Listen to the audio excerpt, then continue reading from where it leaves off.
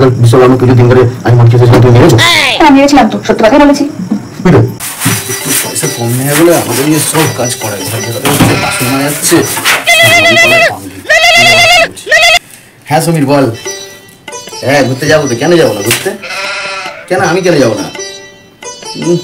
আমাকে মেরেছে। কি বলিস স্যার?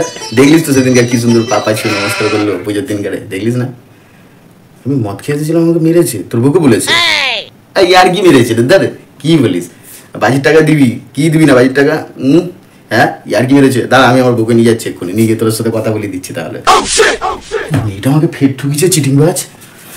এই সুস্মিতা, কি গো তুমি কি করেছো সুস্মিতা? চিল্লাচ্ছ কেন? আস্তে কথা বলো। তুমি সমীরের বউকে কি বলেছো? কি বলেছি? যে তুমি আমাদের বিশ্বকর্মা পুজোর দিন করে আমি মদ খেয়েছিলাম, তুমি মেরেছো? হ্যাঁ মেরেছিলাম তো, সত্যি কথাই বলেছি। বুঝলে তোমার আমার মধ্যে কি চুক্তি হয়েছিল? কি চুক্তি হয়েছিল?